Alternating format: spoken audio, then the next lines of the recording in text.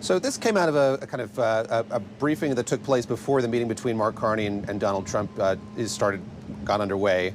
And what's interesting is they talked about sort of the size of the Trump economic team that's here on the ground with him. So his chief trade negotiator is here. Gura is here, the U.S. trade representative, along with the Treasury Secretary.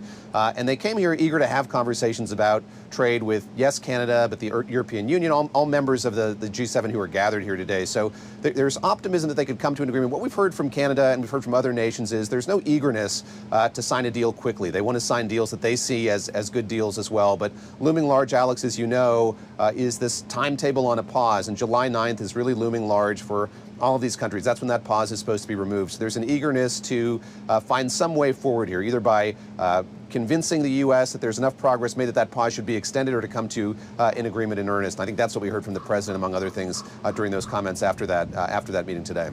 Yeah, he seemed to suggest, President Trump, that he prefers, as we all know, tariffs as a tool, economic tool and a policy, whereas maybe Prime Minister Carney has some different economic policies. Is there, although he suggested that they think they could work something out, is that your understanding, that it's kind of, hey, tariffs on the one hand and maybe other economic policies on the other? I think that's a fair read of sort of where they're operating. And so you've seen Canada, since Mark Carney became the prime minister, looking for other avenues for Canada to do trade deals with. So he spent a lot of time traveling to Europe and to the UK. Mark Carney met with Keir Starmer, the Prime Minister of the UK, before this meeting began in earnest. So he's looking for kind of new trade relationships Canada could have, or ways of bolstering existing trade relationships. But yeah, I think that you see a Prime Minister who, on the one hand, is very eager to stick up for this country and its economy, but all the while recognizing the fact that there is this long-standing historic relationship between these two countries, and wanting to see a path forward in some ways. So yes, I think they're trying to look at these two things in complement, Paul.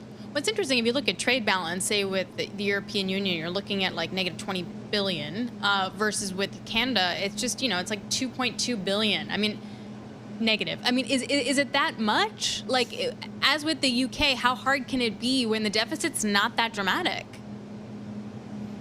I think you're right to point that out, and that's absolutely correct, and that's certainly what we've heard from Canadians since this trade war kicked off in earnest. So you hear that, and then you sort of have to step back and say, what are the broader issues here? And of course, there's this whole issue around the 51st state rhetoric, the enmity that you saw between Donald Trump and Justin Trudeau over the course of his tenure as prime minister. So there's all of that kind of looming in the background and coloring this relationship. And I think that that's what Mark Carney, still fairly new as prime minister, is trying to see through and find a path forward through, is getting past all of that baggage to focus on creating, again, a new strategic relationship, new security relationship, and a new trading relationship between these two countries. What we've heard from Mark Carney in the Oval Office, what we've heard on the campaign trail before he was named prime minister officially, is that there has to be some relationship here. What that looks like, I think, is still very much inchoate, and they're trying to figure that out. David, CBS is reporting that Trump will not sign the G7 statement on Israel and Iran. A, are you aware of a statement, and are you hearing that type of news as well? So we know that statement has been floating around among members of the G7, and as we've talked about over the course of the morning, Paul, there's no effort here to have kind of a broad communique on all manner of issues here at the G7. So we know that Iran is one of the kind of smaller documents that the leaders here are trying to get as many signatures on as possible. My understanding, our reporting has indicated that that was being passed around. Some leaders had signed on to it, the U.S. had not. So I can't confirm what CBS is reporting, but I do know that that's something that still had been held up by the U.S. here over these last few hours. There was also some statement that President Trump said that if Russia was still part of the G7, as the G8, as it was before the annexation of Crimea, that currently what would have happened with Ukraine wouldn't have happened. Well, and that's a staggering statement.